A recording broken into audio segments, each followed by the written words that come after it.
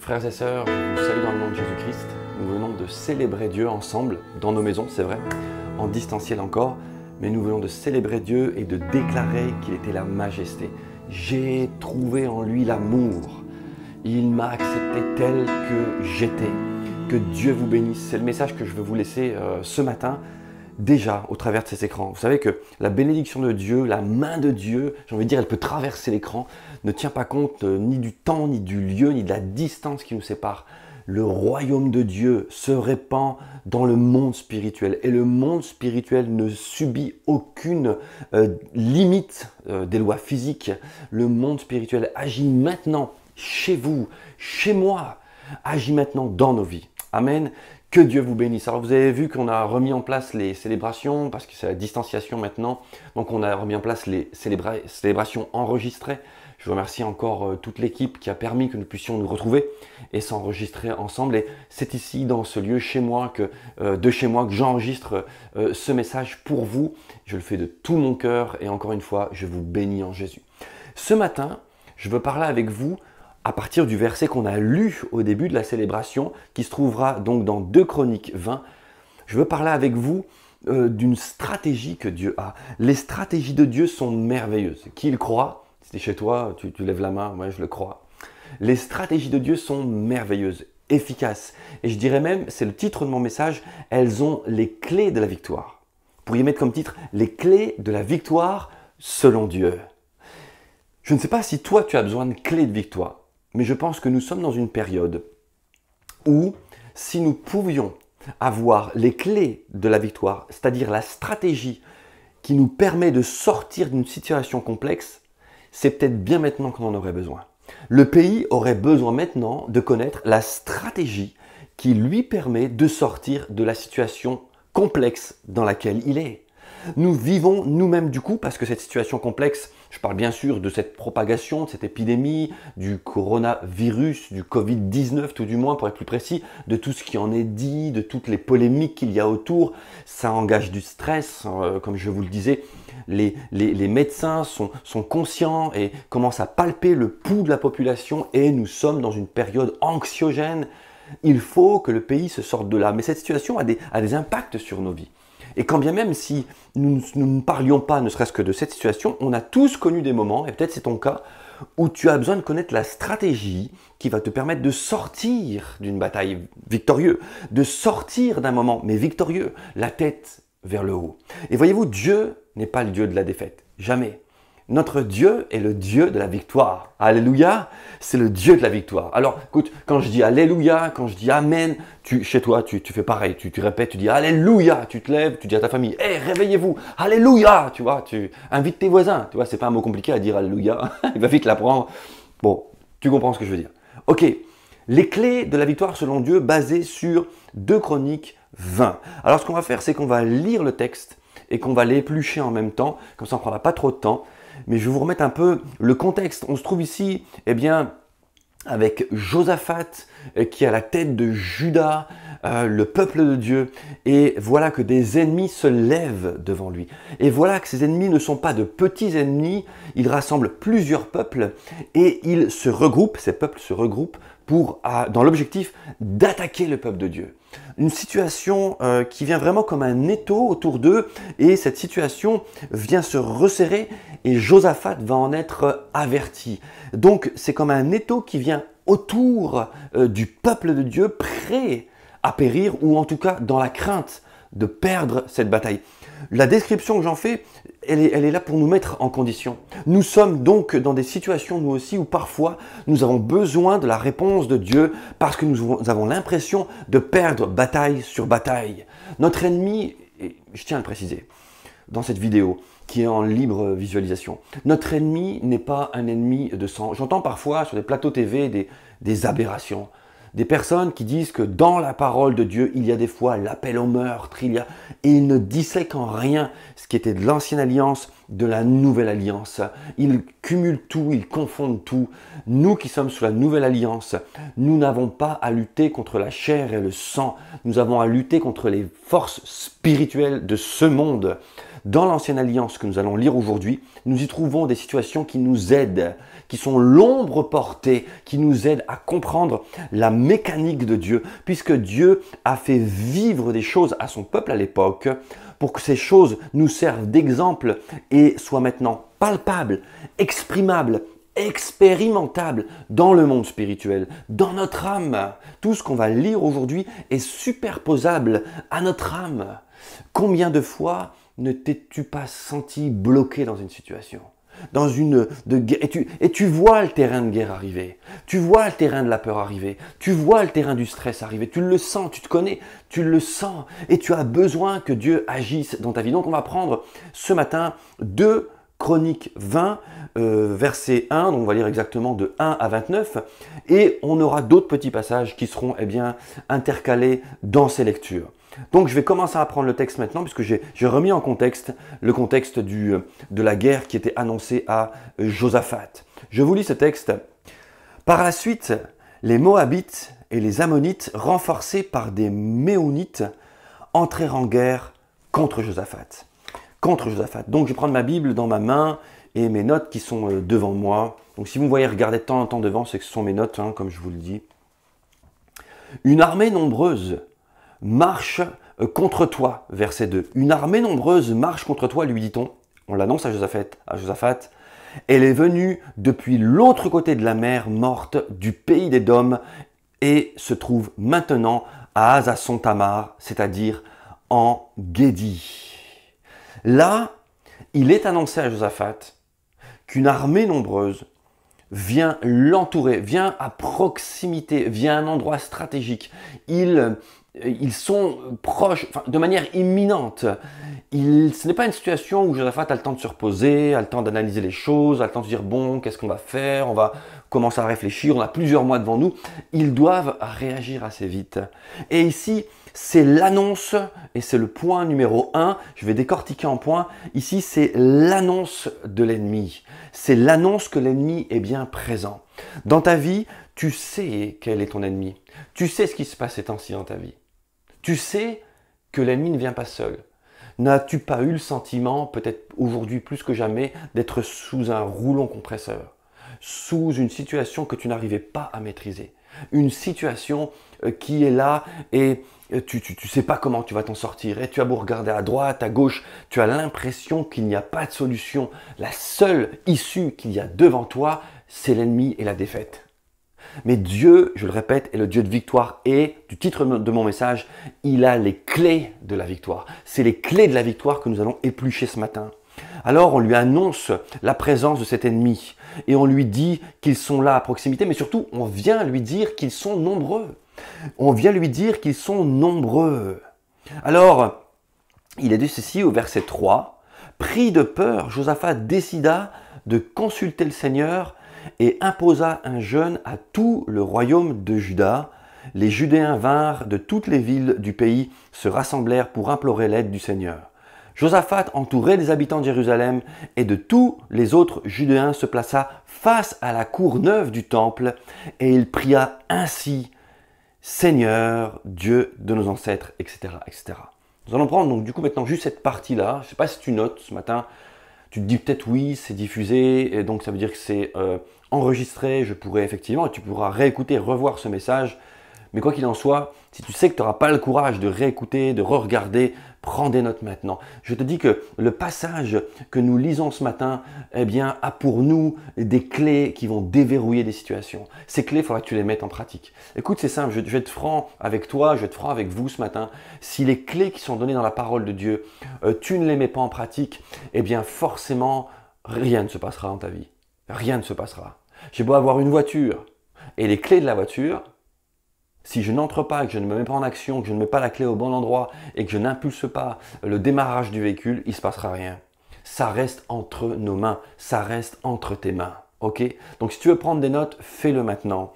On est toujours dans 2 Chroniques 20 Et ici, au verset 3, je vais relire maintenant ce passage, mais on se rend compte d'une chose, c'est que pris de peur, Josaphat décida de consulter les seigneurs et imposa un jeûne à tout le royaume de Juda. Écoute, ici nous sommes dans l'Ancienne Alliance qui nous montre ce qui se passe et comment ça se déroule. Et Josaphat ici est pris de peur, mais quelque part dans l'Ancienne Alliance, ce n'est pas tellement étonnant. Ce qui serait étonnant, c'est que nous, enfants de Dieu, dans ce que nous vivons, nous soyons maintenant pris de peur si on nous annonce qu'un ennemi vient. Mais ça peut arriver.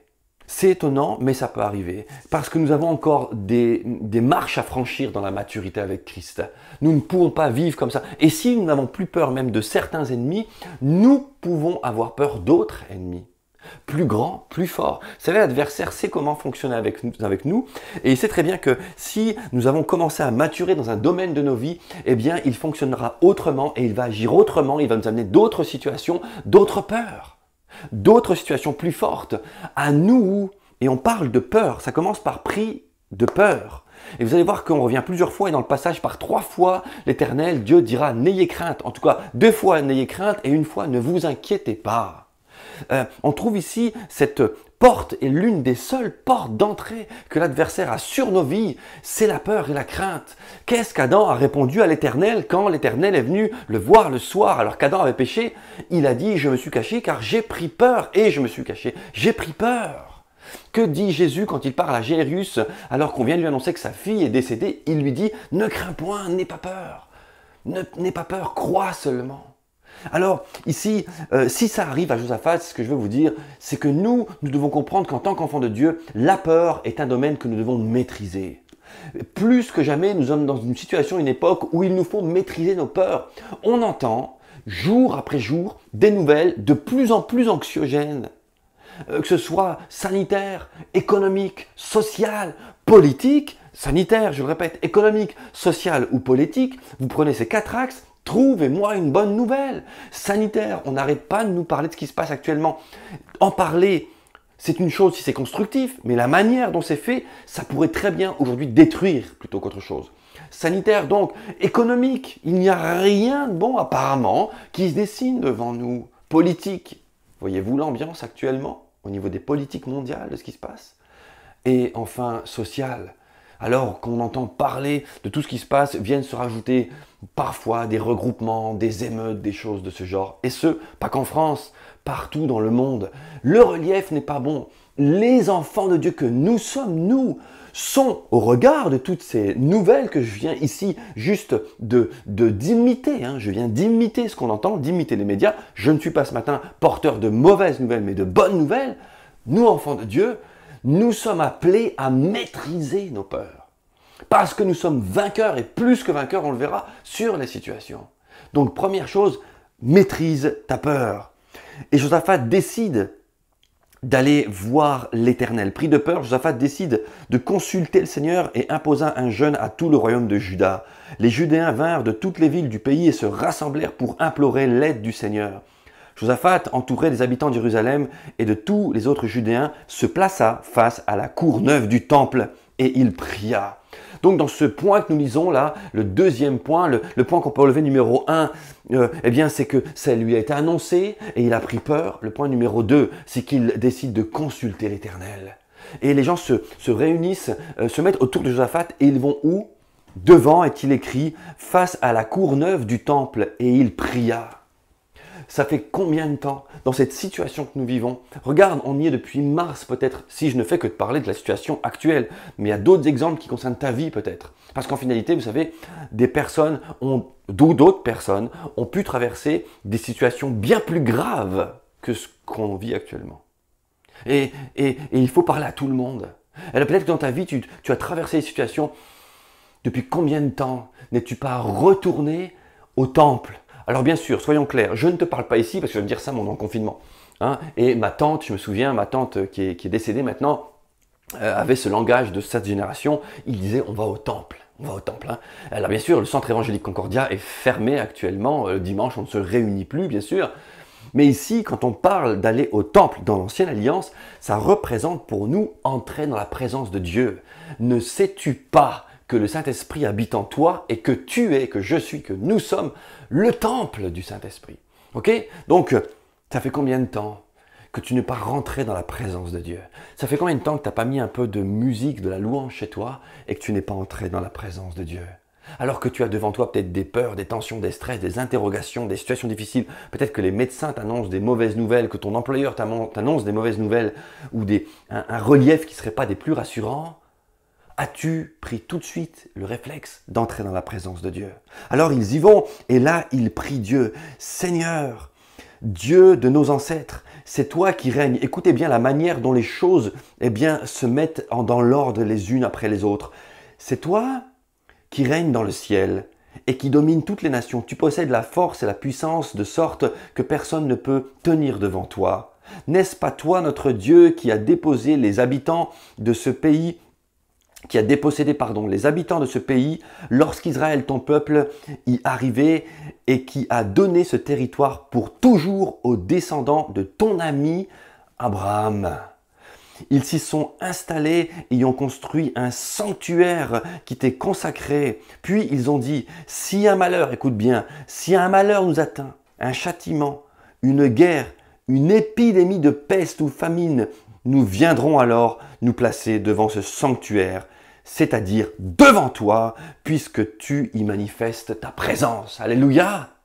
Qu'a-t-il fait ici? Qu'est-ce que Josaphat a fait? Il a rappelé, je relis juste une partie, Seigneur, Seigneur Dieu de nos ancêtres, c'est toi qui règnes dans le ciel et qui domine toutes les nations. Ici, il commence par un premier point, il rappelle à Dieu qui il est. Est-ce qu'on peut imaginer que Dieu aurait oublié qui il est? Mais non, en fait quand il fait ça, et c'est un exercice que je te conseille de faire, je vais être pratico-pratique ce matin, fais cet exercice, rappelle à Dieu qui il est, en fait tu vas rappeler à ton âme qui est Dieu. Je refais, rappelle à Dieu qui il est, en fait à ce moment-là tu rappelleras à ton âme qui est Dieu. C'est ça une des clés, rappelle à Dieu qui il est, tu rappelleras à ton âme, au fond de toi, à ton émotion, alors que la peur est en train de t'envahir, tu vas rappeler à ton âme qui est Dieu. Et là, il rappelle que Dieu est celui qui domine, qui règne dans le ciel et qui domine toutes les nations. Il est écrit, tu possèdes la force et la puissance de sorte que personne ne peut tenir devant toi. Et ensuite, après avoir rappelé à Dieu qui il est, voyez-vous, il vient et il rappelle à Dieu l'alliance qu'il a fait avec son peuple. 1. Il rappelle à Dieu qui il est. 2. Il rappelle à Dieu l'alliance qu'il a fait avec son peuple. Je te le relis, n'est-ce pas toi, notre Dieu, qui a dépossédé les habitants de ce pays lorsqu'Israël, ton peuple, y arrivait et qui a donné ce territoire pour toujours aux descendants de ton ami Abraham. Il rappelle l'alliance. Dieu ne fait pas défaut. Dieu est fidèle. Dieu est le Dieu de la fidélité. Il est celui qui, en écoutant tes paroles, lui bien sûr qu'il n'a pas oublié l'alliance, mais tu rappelles aussi à ton âme quelle est l'alliance que Dieu a faite avec toi et qu'il est le Dieu fidèle. Il ne te lâchera pas. Je veux le proclamer sur ta vie ce matin. Il ne te lâchera pas. Il est le Dieu Tout-Puissant. Ils s'y sont installés, ils y ont construit un sanctuaire. Ça veut dire que dans ce que Dieu leur a donné, ils y ont mis de quoi pouvoir entrer dans la présence de Dieu. Entrer dans la présence de Dieu. Alors je continue la lecture et il est dit, et je reprends juste la phrase, c'est-à-dire devant toi, je reprends au verset 9. Si un malheur nous atteint, un châtiment, guerre, épidémie de peste ou famine. Si un malheur nous atteint, un châtiment, guerre, épidémie de peste ou famine. Quel est ton malheur ce matin si tu en as? Quelle est ta guerre? Quel est ton ennemi? Ça peut être la peur, le stress, on l'a dit, mais ça peut être la paresse. Ça peut être le doute. Ça peut être la colère. Voyez-vous, il y a des ennemis qui sont les nôtres. L'incrédulité peut être ton ennemi, qui vient frapper à la porte de ton cœur. Quel est ton ennemi aujourd'hui? La dépression peut être ton ennemi. Voyez-vous, tous ces éléments sont autour de toi peut-être, et ce matin, ce sont des clés de victoire que je te lis.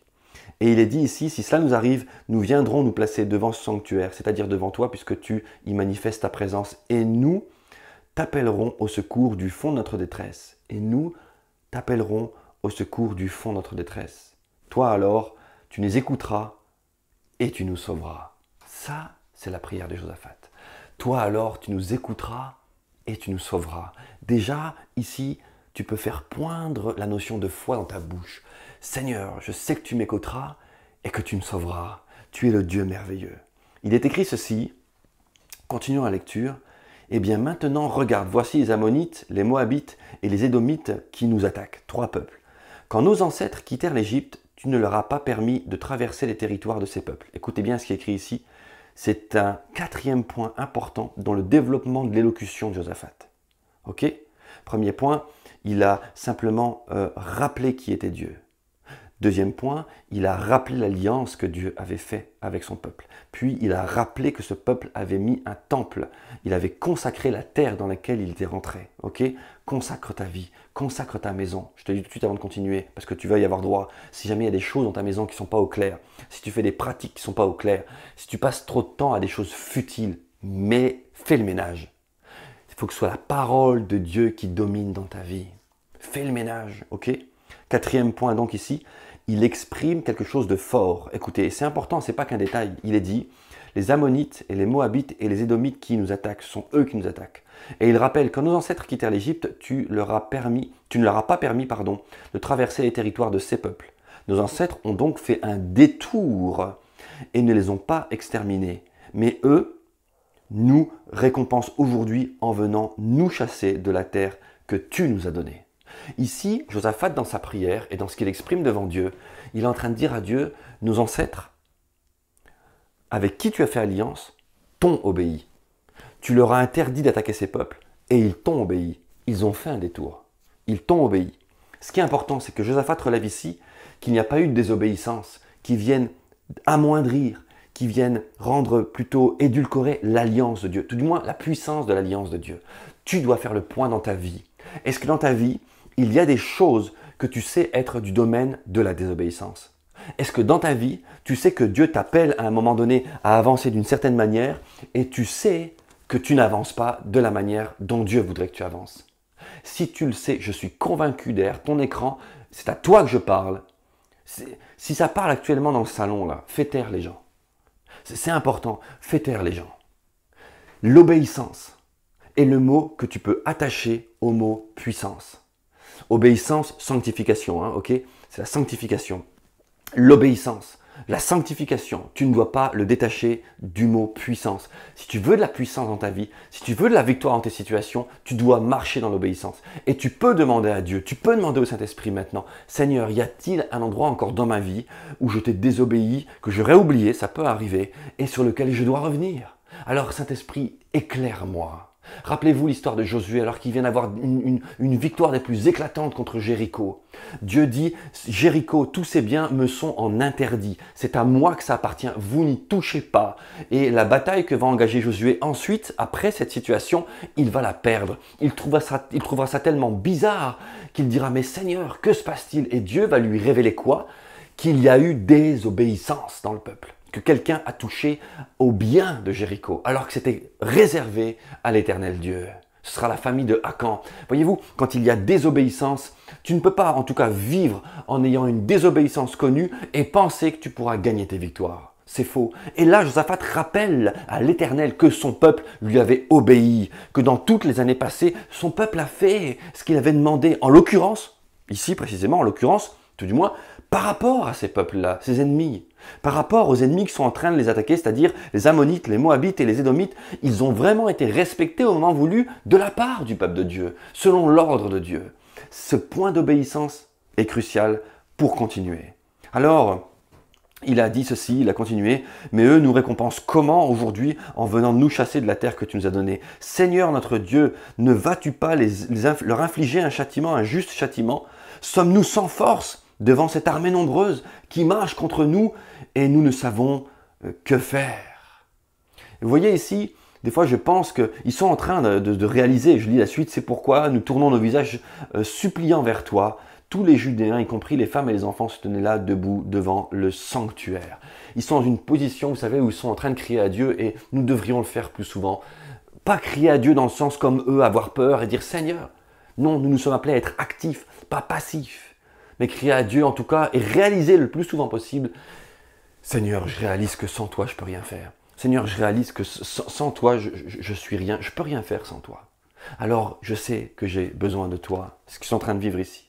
14, en pleine assemblée, écoutez bien, en pleine assemblée, 14 ici donc, en pleine assemblée, l'Esprit du Seigneur s'empara de Yazel, un lévite, fils de Zacharie et petit-fils de Benaïa, lui-même fils d'Eyel, petit-fils de Matania et descendant d'Azaph. Bon, c'est un exercice de style ce que je viens de faire. Hein. Lire tout ça d'un seul coup, faites-le chez vous, vous verrez, c'est pas facile.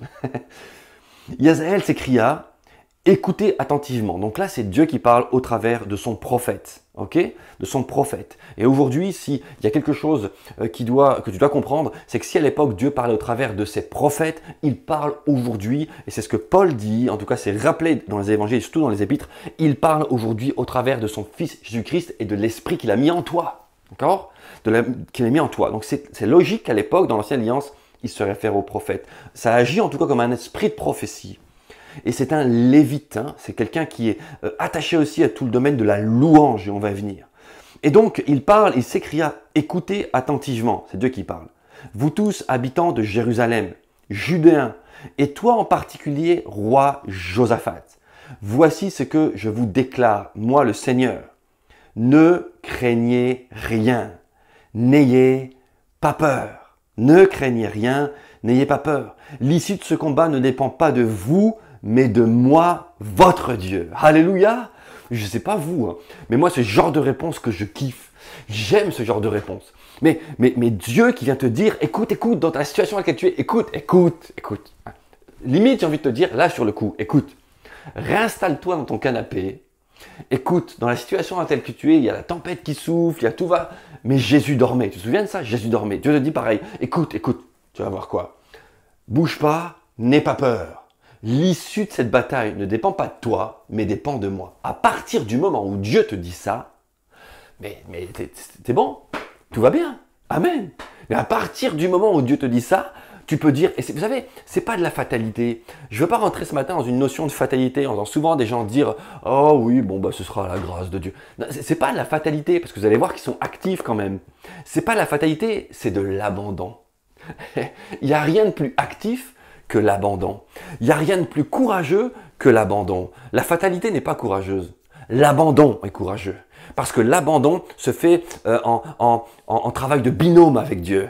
La fatalité, souvent, c'est une voie sans issue qui finit par être la fatalité, quoi. Tu vois, c'est ainsi, j'y peux rien, c'est comme ça. Non, c'est l'abandon. Qu'on ne se trompe pas ce matin, mon message ne parle pas de fatalité, mais d'abandon. Ne craignez rien, n'ayez pas peur de cette armée nombreuse. On revient sur le ne craignez rien, je ne vais pas revenir dessus. C'est une clé. Ne craignez rien, prends garde au domaine de ton âme, l'émotion qui te donne ce stress, cette angoisse, cette tristesse, cette peur. Maîtrise-le dans le nom de Jésus-Christ. Parle lui-même.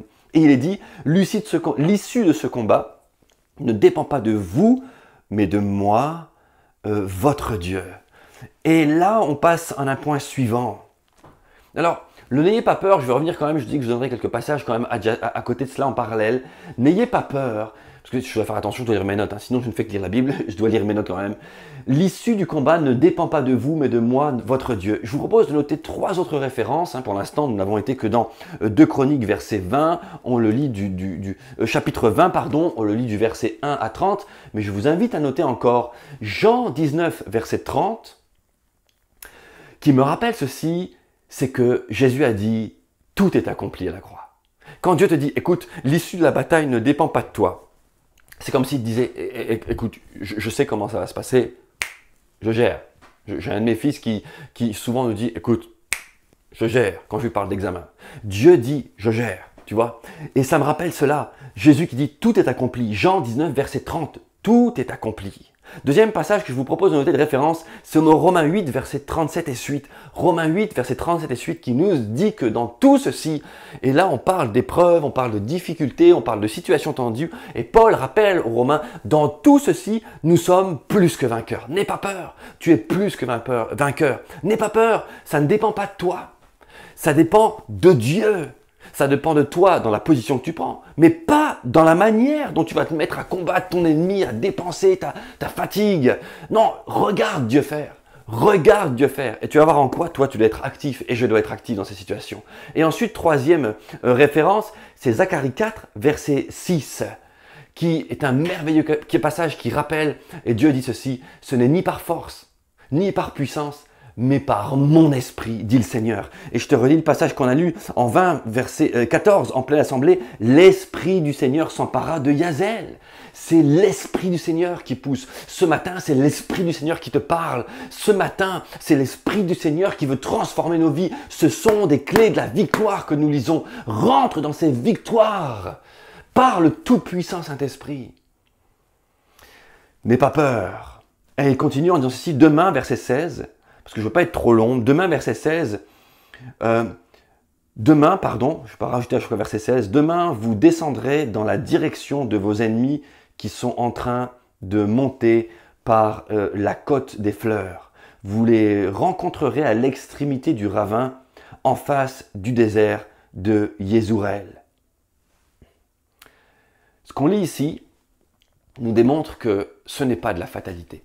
Pourquoi? Parce que Dieu ne dit pas, écoutez, restez tranquille, peinard, restez là, bougez même pas, vous n'avez rien à faire. Vous retournez à votre vie de tranquillité, là, retournez à votre vie paisible, retournez chez vous, faites comme s'il n'y a rien, je m'occupe d'eux. Non, Dieu ne leur dit pas ça. Dieu travaille en binôme avec nous. Et Dieu les envoie quand même vers les ennemis. À la fois, il leur dit, n'aie pas peur, mais à la fois, il dit, allez à leur rencontre. N'aie pas peur, mais faites front. Est-ce que tu fais front à tes ennemis? Est-ce que tu fais front à tes ennemis? Est-ce que tu parles? Moi, je vous invite à le faire. Hein. Parlez à voix haute, parlez dans cette atmosphère. On en a déjà parlé, on reviendra dessus. Parlez dans cette atmosphère, parle à la peur, parle au stress, parle à la dépression, parle à la fainéantise. Mais bouge-toi en même temps, hein, ok? Parle à tes liens d'âme, parle et réclame la délivrance, proclame la délivrance sur ta vie. Fais front à ton ennemi. Va à sa rencontre, va à sa rencontre. Il n'y a de changement que si tu bouges selon l'ordre de Dieu à la rencontre de ton ennemi. Et là, il dit au verset 17, vous n'aurez pas besoin de les y combattre. Gens de Jérusalem et de Juda, contentez-vous de regarder là et de rester sur place, de regarder comment je vous délivrerai. Et il répète, ne craignez rien, ne vous effrayez pas. Demain, allez à leur rencontre et je serai avec vous. Écoute, ce que tu lis là, c'est extraordinaire. Demain, allez à leur rencontre et je serai avec vous. Dieu est avec toi sur le terrain de la bataille. Dieu est avec toi là où tu vas à la rencontre de l'ennemi. Dieu est avec toi. Il te dit, n'aie pas peur, ne crains pas, avance, avance. Je serai avec toi à la rencontre de l'ennemi. Il est présent. Ah, Dieu n'est pas le Dieu de l'absentéisme. Dieu n'est pas abonné au référé absent. Il n'est pas abonné absent. Dieu est présent dans nos vies. Je pense que la plupart du temps, c'est nous qui ne le laissons pas agir. Parce qu'on est fataliste, parce qu'on ne cherche pas, parce qu'on n'applique pas ses clés, parce qu'on ne revient pas à lui, parce qu'on ne revient pas à son temple, parce qu'on ne lui rappelle pas qui il est, parce qu'on ne lui rappelle pas son alliance, parce qu'on ne check pas nos vies si on n'a pas désobéi. Je viens de vous faire un résumé de tous les points qu'on a vus. Il faut les mettre en pratique. Fais-le. Fais-le. Quand tu réécouteras cette vidéo, tu mets sur pause et tu check. Je veux faire ça dans ma vie. Je veux faire front à mes ennemis. Arrêtez d'avoir peur. Peur de ce qui se passe et aller sur le terrain de la bataille, mais selon Dieu. Selon Dieu. Et il dit ceci, on verra encore l'une des clés de la victoire. Josaphat s'inclina jusqu'à terre. Verset 18. Dieu vient de leur parler. Et Dieu vient de leur dire ce qu'ils devront faire. C'est du futur. La bataille, c'est demain. C'est demain la bataille. Il y a 3 nations qui se sont réunis, 3 peuples tout du moins qui se sont réunis et qui vont les affronter. En tout cas, eux, ils se disent, on doit y aller et Dieu nous dira qu'on aura juste qu'à regarder. Comprenez la dose de foi et d'obéissance qu'il faut. Ok, Dieu nous dit qu'il faut juste y aller et regarder. Tu comprends? C'est comme si tu vas chez un médecin, il a un diagnostic à te faire et tu dis, mais j'ai juste à aller et attendre. Attendre qu'il parle. Dieu s'occupe de tout. Quel que soit le retour du médecin, proclame-le. Dieu s'occupe de tout et ce sera à la fin de la bataille qu'on fera les comptes. Ce sera à la fin qu'on fera les comptes. Dieu s'occupe de toi, je veux le proclamer sur ta vie ce matin. Alléluia. Alors en 18, ils font quelque chose avant la bataille, avant tout du moins la rencontre avec l'ennemi. Josaphat s'inclina jusqu'à terre devant le Seigneur. Tous les habitants de Jérusalem et les Judéens se prosternèrent aussi pour adorer le Seigneur. Ensuite, les Lévites des clans de Kéhan, j'espère bien prononcer, et de Corée se levèrent et acclamèrent à pleine voix le Seigneur, le Dieu d'Israël. Les Lévites. Je rappelle que celui qui était saisi par l'Esprit était Yazel, un Lévite. Il y a dans la proclamation, dans la louange, ici on parle d'adoration et de louange, deux choses, adoration et louange. Il y a à ce moment-là exactement une notion du travail de l'esprit. Au moment où tu te mets dans la louange, dans l'adoration, le Saint-Esprit se met à travailler. Ce que je veux le relever ici, c'est Josaphat s'inclina jusqu'à terre devant le Seigneur, tous les habitants de Jérusalem et Judéens se prosternèrent aussi pour l'adorer. Ils adorent et ils se mettent à acclamer de pleine voix l'Éternel Dieu dans la joie avant la rencontre avec l'ennemi. Avant qu'ils n'aient vu de leurs yeux que Dieu allait les combattre et Dieu allait les vaincre. Avant cela, ils se mettent déjà à adorer Dieu et à louer Dieu. L'adoration, la louange, ce n'est pas le cœur de mon sujet aujourd'hui. C'est une des clés. Plus tard, on reviendra dessus. Mais l'adoration, la louange ici est une clé parce qu'elle est pratiquée, parce qu'elle est vécue avant la bataille. Combien de fois, combien de personnes est-ce que je n'entends pas des fois me dire « Oui, mais j'ai besoin de voir, je serai encouragé. » Ou alors « Je louerai Dieu parce qu'il m'a délivré, parce que je l'ai vu me délivrer de mes ennemis. » Mais non, j'avais noté un psaume pour vous, psaume 23, verset 5. Il est dit « Eh bien, tu oins d'huile ma tête. » Ça, c'est un passage qui est là par rapport au fait qu'il se tient, et l'Éternel dit « Tiens-toi devant tes ennemis et observe. » Alors, on va y revenir. Mais je veux te redonner le psaume 18, verset 3, et on finira avec ça. Le psaume 18, verset 3, que je te livre déjà maintenant, qui dit « Je m'écris, loué soit l'Éternel, et je suis délivré de tous mes ennemis. » De tous mes ennemis. Donc, tu vois, il y a une notion ici de chronologie. Ne t'attends pas à seulement louer Dieu quand tout va bien. Tu es en pleine bataille. Loue Dieu, adore ton Dieu. Adorer, c'est se soumettre. Hein? Donc si tu l'adores, soumets-toi à lui, sois sous son autorité, regarde ton obéissance, ta sanctification, mais proclame qui il est. Si tu es en pleine épreuve, proclame qui il est. Avant même que tu ne vois la victoire, proclame, c'est ce qui va t'amener dans la victoire. Et je veux le proclamer sur ta vie ce matin, c'est ce qui va t'amener dans la victoire, peuple de Dieu. Verset 20, tôt le matin, ils se mirent en route pour aller vers le désert de Tekoa. Et ce que je voulais vous dire par rapport donc au fait qu'ils doivent se positionner, seulement regarder les ennemis, je veux rappeler, je le fais courtement parce qu'on a déjà travaillé dessus et été enseigné dessus, le psaume 23 verset 5. Rappelez-vous, le psaume 23 verset 5 est une victoire gagnée de manière étrange parce qu'en fait, l'enfant de Dieu, le peuple de Dieu, donc toi, est à table avec Dieu. Et il est dit, et tu dresses devant moi une table entre mes ennemis et moi, tu dresses une table et tu oins d'huile ma tête et ma coupe déborde. Et les ennemis voient ça. Tu vois, ça me rappelle cela quand ils disent, vous vous mettez juste là et vous regardez de la manière dont je vais vous délivrer. Vous m'avez rappelé l'alliance, vous m'avez rappelé qui je suis, vous m'avez rappelé l'obéissance de vos ancêtres, vous m'avez rappelé toutes ces choses, vous m'avez rappelé que la terre de vos ancêtres avait été dédiée à ma personne, à ma présence. Vous êtes revenus en ma présence, ne bouge pas, je dresse devant toi une table, regarde, tu es oint, peuple de Dieu, tes ennemis sont vaincus déjà. Ça me rappelait le psaume 23, verset 5. Tôt le matin donc, ici en 2 Chroniques 20, verset 20, et on l'a lu pour ouvrir cette célébration tôt le matin, le lendemain matin, ils se mirent tous en route pour le désert de Tekoa. Au moment du départ, Josaphat leur adressa la parole, « Écoutez-moi, gens de Jérusalem et de Juda, ayez confiance dans votre Seigneur. » C'est un peu le penchant de « ne craignez rien hein. Ayez confiance dans votre Seigneur. Vous voyez que c'est important, par 3 fois, ça leur est rappelé. Et vous serez fortifiés. Ayez confiance en ces prophètes et vous triompherez. Ici, si tu veux remplacer, parce que c'est l'ancienne alliance, ayez confiance en ces prophètes, je te dis, aie confiance dans la parole de Dieu. Aie confiance dans le prophète des prophètes, le Christ Jésus. Aie confiance dans l'esprit qu'il a mis en toi, parce que le Saint-Esprit te rappelle même les paroles de Jésus. C'est ce que la Bible dit. Aie confiance, aie confiance. 21. D'entente avec le peuple, et ce qu'ils font là, c'est extraordinaire. Hein. D'entente avec le peuple, Josaphat plaça en tête de l'armée des chanteurs revêtus d'ornements sacrés et chargés d'acclamer le Seigneur par le cantique suivant. Louez le Seigneur, car son amour n'a pas de fin. On l'a chanté ensemble. J'espère que tu l'as chanté chez toi. Louez le Seigneur, car son amour n'a pas de fin. Au moment où ils entonnèrent cette joyeuse acclamation. Tu vois, écoute. Je ne sais pas si tu l'as expérimenté souvent. Mais il y a tellement d'acclamations, il y a tellement de victoires que nous obtenons au moment où nous acclamons Dieu. Tellement de victoires que nous obtenons. Et vous savez, quand on se met, j'espère que tu en as déjà fait l'expérience. Si ce n'est pas le cas, je t'invite à le faire. Quand tu te mets à acclamer Dieu, tu vois, quand tu te mets à acclamer Dieu, alors que le monde physique n'a pas encore changé, Tu rentres dans la présence de Dieu. Je ne sais pas si tu as des musiciens chez toi, mets de la musique, sinon tu rentres dans la présence de Dieu. Tu te mets à louer Dieu, à acclamer Dieu. Et tu ne sais pas l'expliquer, mais tu sais que la paix de Dieu t'a envahi, que la joie de Dieu est en train de te saisir et que Dieu a déjà résolu le problème. Ça, tu le sais. Les victoires sont dans la proclamation. Les victoires sont dans la proclamation. La louange. Mets-toi avec ton âme à proclamer qui est Dieu.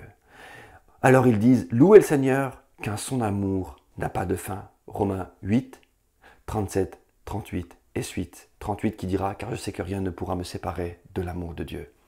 Le Seigneur jeta alors la confusion dans les rangs des Ammonites, des Moabites et des Édomites, qui marchaient contre les Judéens, et ils se battirent entre eux. Alors, je vais terminer la lecture ici, j'en aurai fini.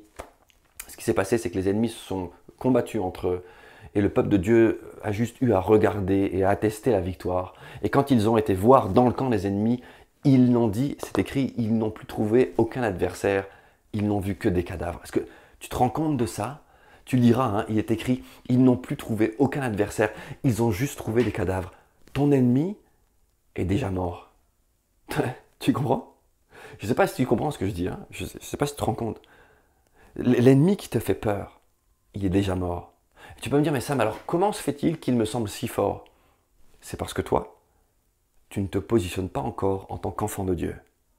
Et qu'il y a quelque chose de vivant en toi, ta chair, qui restait encore un peu trop vivante, et ton ennemi peut s'adresser à ta chair. Mais concernant, écoute-moi bien, écoute, concernant ta nature d'enfant de Dieu, ton ennemi est mort, c'est-à-dire déjà vaincu. Si tu fais taire ta chair, ton ennemi est mort. C'est une clé que je te donne ici. Ton ennemi est mort, ton ennemi est déjà vaincu. Et ils ont vu cela, ils ont eu la plus grande des victoires, parce qu'en fait, ils ont parcouru le camp ennemi, ils ont récupéré des richesses comme jamais ils n'avaient récupéré. Ils sont devenus tellement riches de ce qu'ils ont récolté, et en plus, quand les autres peuples ont entendu ce qui s'était passé, eh bien, il est dit que le règne de Josaphat fut un règne de tranquillité et de paix, parce que tous les autres peuples avaient les fouettes. Ils avaient peur du Dieu de ce peuple, de ton Dieu. Alors je termine avec ces quelques mots et je te laisse simplement, alors qu'on va prendre un chant qui nous dit et qui nous rappelle ô combien il est saint et il est notre forteresse, tu es puissant, ô Dieu. On va prendre ce chant. Je veux juste simplement que tu puisses là, dans ton salon, avec les points qu'on a vus ensemble ce matin, te poser cette question, Seigneur, ça fait combien de temps devant mes ennemis qu'à la place de venir te voir, tu vois, j'ai pris peur et je suis resté enfermé dans mes peurs. Retourne dans la maison de l'Éternel, c'est-à-dire retourne dans la présence de Dieu. Fais-le, je t'en prie. J'ai des noms en tête de frères et sœurs que je connais. Je ne vais pas les nommer bien sûr, mais j'aurais envie de leur dire, je vous en prie, retournez dans la présence de Dieu. Faites taire tout ce qui est futile, faites taire tout ce qui est inutile. Faites une sorte de jeûne chez vous. Faites une sorte de... Quand j'ai une sorte, ça peut être un jeûne, mais pas seulement de nourriture. Jeûnez de tout ce qui ne vous apporte rien. Et nourrissez-vous de la parole de Dieu, de la présence de Dieu.